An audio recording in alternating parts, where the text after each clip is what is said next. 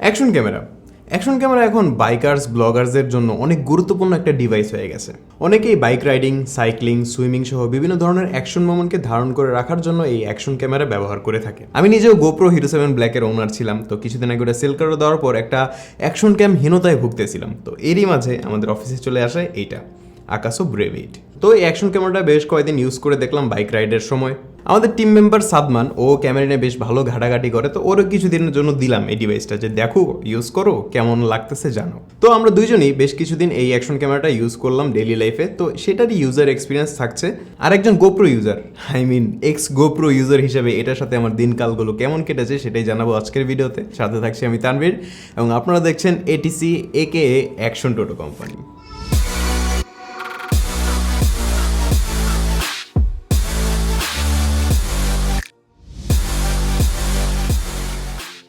আর আজকে আমাদের কাছে এই অ্যাকশন ক্যামেরাটি পাঠিয়েছে Camera World Jamuna Future Park. Jamuna Future পার্কের লেভেল 4-এ পেয়ে যাবেন তাদের ফিজিক্যাল শপ।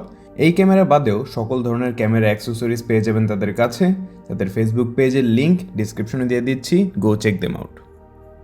অ্যাকশন ক্যামেরা বলতে আমাদের মাথায় সর্বপ্রথম যে শব্দটা আসে সেটা হচ্ছে GoPro হচ্ছে অ্যাকশন ক্যামেরার একটা স্ট্যান্ডার্ড। এখন এই GoPro বাদেও কিন্তু অনেকগুলো কোম্পানি আছে যারা অ্যাকশন ক্যামেরা বানায়, বাট তাদের মধ্যে খুব কম অ্যাকশন ক্যামেরাই আছে যেগুলো GoPro লেভেলে যাইতে পারে। তো নামে আকাশো, শুনতে Japanese, but actually made in China.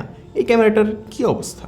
আকাশো এমন একটা ব্র্যান্ড যেটা এমন সব অ্যাকশন ক্যামেরা বাজারে আনে যেগুলো রিসেন্ট মডেলের সাথে না হলেও 2-1 জেনারেশন পুরনো GoProর সাথে মোটামুটি ভালোই কম্পিট করে। আমাদের হাতে যেটা আছে এটা হচ্ছে Akaso Brave। এটা মূলত GoPro Hero 8 আছে না, ওইটার সাথে কম্পিট করে।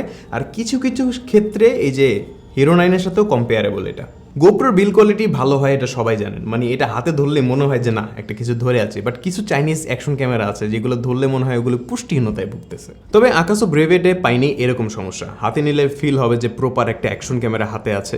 বেশ টাফ লেগেছে এর বিল কোয়ালিটি, যা বলা যায় অনেকটা GoProর সাথে কম্পেয়ারেবল। গ্রে কালারের বডি স্ট্রাকচার, ক্যাপচার বাটনে রেড একটা সার্কেল দেখে অনেকটা GoProর খালাতো ভাই বলে মনে হচ্ছিল। এর ক্যামেরা গ্লাসটা ডিটাচেবল, যেটা বেশ ভালো ব্যাপার। এই গ্লাসে স্ক্র্যাচ পড়লে সহজে এটা চেঞ্জ করে নেওয়া যাবে। এই ফিচারটা GoPro Hero 8-এ বাদ গেছিল, যেটা ওই মডেলটার জন্য কিন্তু একটা বড় ড্রব্যাক ছিল। গ্লাসটা খুলে ফেললে লেন্সের চারদিকে রাবারাইজ ওয়াটার রেজিস্ট্যান্স দেখতে পাবেন, যেটা এর ভিতরে পানি ঢোকা থেকে আটকাবে। মানে এই ক্যামেরা নিয়ে আপনি 10 মিটার গভীরতা পর্যন্ত ডুব মারতে পারবেন নিশ্চিন্তে। তবে বিরক্তিকর ব্যাপার হচ্ছে GoPro Hero 9-এর মতোই অল্প কিছু ছিটাফোটা পানি লাগলে তারপর যদি আপনি ক্যামেরাটা ইউজ করেন তাহলে যে লেন্সটা না, এখানে ফগ জমে যায়। GoPro রিসেন্ট সব অ্যাকশন ক্যামেরাগুলোর মতো এতেও Akaso দিয়েছে ডুয়াল ফাংশনাল স্ক্রিন। এটার মেন যে ডিসপ্লে সেটা টাচ স্ক্রিন, আর সেকেন্ডারি যে ডিসপ্লেটা এটা টাচ স্ক্রিন না। এই সেকেন্ডারি ডিসপ্লে ব্যবহার করার সময় আপনার এই যে পাশের যে বাটনগুলো আছে সেগুলো দিয়ে মোড চেঞ্জ করতে হবে। মূলত ভ্লগ করা কিংবা সেলফি তোলার সময় কম্পোজিশনিংয়ের ব্যাপারে এই জিনিসটা খুব হেল্প করবে। তবে লিমিটেশন আছে এই ডুয়াল স্ক্রিনের। একই সময় দুইটা স্ক্রিন ব্যবহার করা যায় না, এবং আপনারা যখন ভিডিও রেকর্ড করা শুরু করবেন তখন এটার স্ক্রিন সুইচ করা যায় না। নর্মালি ডান পাশের বাটনটা চেপে ধরে রাখলে এর স্ক্রিনটা সুইচ হয়। এখন নাইম আমার থেকে কান্নামাও ভালো, সেই থিওরিতে এই সেকেন্ডারি হয়ে গেল। সেকেন্ডারি ডিসপ্লেটা অনেকের জন্য হালকা পাতলা কিছু সুবিধা দিতে পারবে, দ্যাটস ইট। বিল কোয়ালিটিতে GoProর মতো দেখে আমরা বেশ খুশি হয়েছি, বাট যে ব্যাপারটা GoPro থেকেও বেশি খুশি হয়েছি সেটা হচ্ছে এর প্যাকেজ কন্টেন্ট দেখে।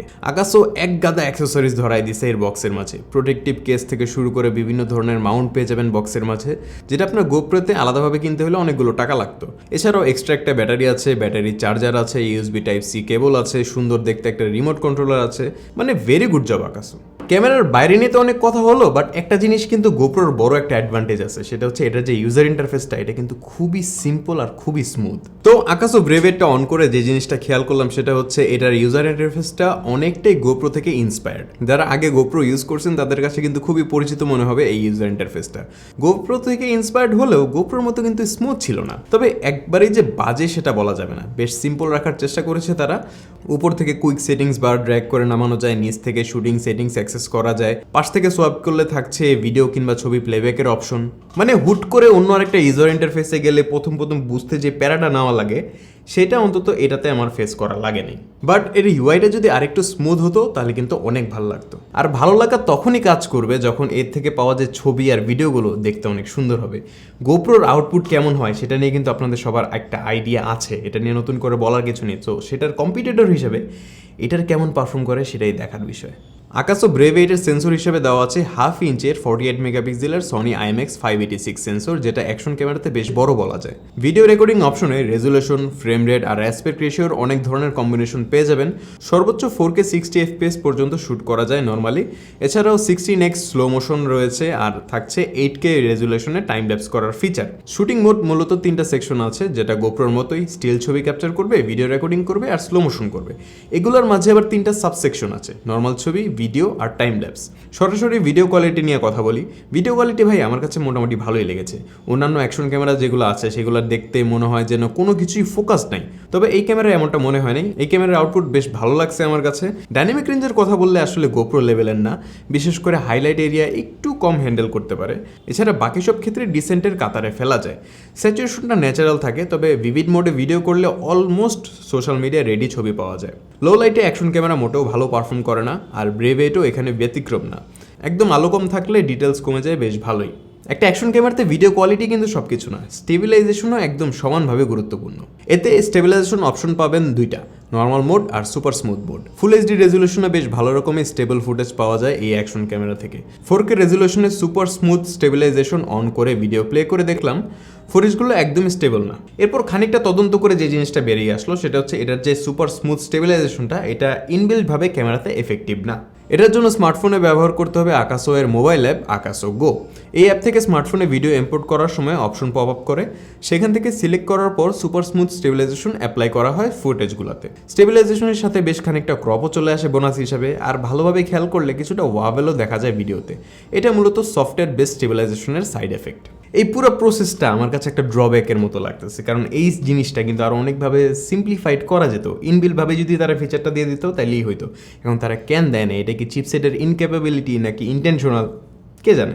আমরা একটা গোপ্রো হিরো 9 ম্যানেজ করেছিলাম এটার দেখার জন্য যে আকাসোর গোপ্রোর সাথে কতটা কিপ আপ করতে পারছে। দুইটারই ভিডিও ফুটেজ দেখে যেটা মনে হলো, আকাসোর ডাইনামিক রেঞ্জ আরেকটু ইমপ্রুভ করতে যদি পারতো তাহলে বেশ কম্পারেবল আউটপুট দিতে পারতো গোপ্রোর মতোই। গোপ্রো যেখানে হাইলাইট এরিয়াগুলো বেশ ভালোভাবে হ্যান্ডেল করতে পারে, সেখানে আকাসো কিছুটা পিছিয়ে আছে, যেটা একটু আগেই তো আপনাদেরকে বললাম। দুইটা অ্যাকশন ক্যামেরার ক্লিপই আমরা পাশাপাশি দিয়ে দিচ্ছি, আপনারা দেখে নিজেরই একটা কম্পেয়ার করে নেন।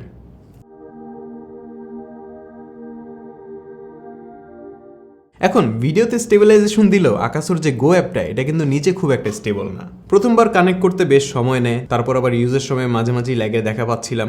অ্যাপটি দিয়ে মূলত ক্যামেরার রিমোট হিসেবে কাজে লাগাতে পারেন আপনার স্মার্টফোনটি, আর ক্যামেরায় থাকা ভিডিও বা ছবি এগুলো ইম্পোর্ট করতে পারবেন আপনার স্মার্টফোনে। ভিডিওর পাশাপাশি ডিসেন্ট কোয়ালিটির ছবিও তুলতে পারবেন এই ব্রেভ 8 দিয়ে। ছবি তোলা যাবে 2টা রেজুলেশনে, একটা হচ্ছে 48 মেগাপিক্সেল আর একটা হচ্ছে 12 মেগাপিক্সেল। ছবির কোয়ালিটি আমার কাছে মোটামুটি ডিসেন্ট লেগেছে।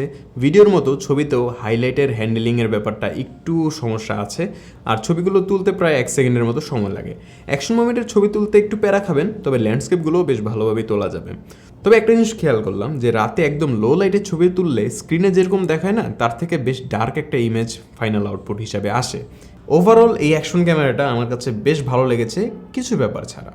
ভালো লাগার ব্যাপারগুলো হচ্ছে ভিডিও কোয়ালিটি, প্রিমিয়াম বিল কোয়ালিটি, সিম্পল ইউজার ইন্টারফেস ইত্যাদি। আর খারাপ যেসব ব্যাপারগুলো লাগছে সেগুলো তো আগেই বললাম। এছাড়াও আরেকটা ইস্যু পাইছি, যেটা আসলে আমাদের ইউনিটটাতেই ইস্যু নাকি গ্লোবালি সবগুলোতেই ইস্যু জানি না। এটার যে ভয়েস কমন ফিচারটা না, সেটা খুব একটা ভালোভাবে কাজ করতেছিল না, মাঝে মাঝে করতেছিল, মাঝে মাঝে করতেছিল না। বলতে গেলে এই ফিচারটা একদমই স্টেবল না। আর long time 4K video record করার সময় কিন্তু এই ক্যামেরাটা বেশ ভালোই হিট হচ্ছিল। এসব খারাপ লাগা জিনিসগুলোর মাঝেও একটা জিনিস কিন্তু খুব ভালো লাগতেছে, সেটা হচ্ছে আগের যে চাইনিজ অ্যাকশন ক্যামেরাগুলো দেখতাম সেগুলোর সাথে গোপ্রোর দূরত্ব থাকতো এত দূর, এত বড় একটা গ্যাপ থাকতো, বাট সেই গ্যাপটা এখন কিন্তু আস্তে আস্তে অনেক ছোট হয়ে যাচ্ছে, যেটার একটা বড় উদাহরণ হচ্ছে এই ব্রেভ 8টা। তাই আকাসো সবার অ্যাপ্রিসিয়েট ডিজার্ভ করলেও আমি এখন 27,000 টাকায় ভাই আকাসো ব্রেভ 8টা রেকমেন্ড করতে পারছি না। এর মানে কিন্তু এটা না যে ভাই আকাসো ব্রেভ 8 খারাপ একটা ক্যামেরা। বাজার খুঁজলে এখনো গোপ্রো হিরো 8 পাওয়া যাবে, যেটা আকাসো থেকে কিছু ক্ষেত্রে এগিয়ে থাকবে।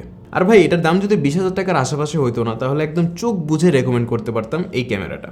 সোহাগ ভাই ব্রেভ 7 নিয়ে কিছুদিন আগে একটা ভিডিও করেছিল, সেটা দেখলে বুঝবেন যে ব্রেভ 7 থেকে ব্রেভ 8টা কিন্তু বেশ ভালো একটা আপগ্রেড। তারপরও প্রাইসের কারণে রেকমেন্ড করতে পারছি না, বাট আকাসো যেভাবে ইমপ্রুভমেন্ট আনতেছে, তো আর 2-1 বছর পর আকাসো কোন জায়গায় গিয়ে পৌঁছায় সেটা দেখার জন্য আমি খুবই এক্সাইটেড। যাই হোক, আজকের ভিডিও এই পর্যন্তই। ভালো লাগলে একটা লাইক দিবেন, আর আপনার মতামত থাকলে নিচে কমেন্ট সেকশনে জানাতে পারেন। আর প্রথমবারের মতো যদি আমাদের চ্যানেলে এসে থাকেন অবশ্যই সাবস্ক্রাইব করবেন আর বেল বাটনে একটা ক্লিক করবেন। যাই হোক, আজকে আমি ভেগে যাচ্ছি ভাই, টাটা, আবারও দেখা হবে অন্য কোনো ভিডিওতে। আসসালামু আলাইকুম।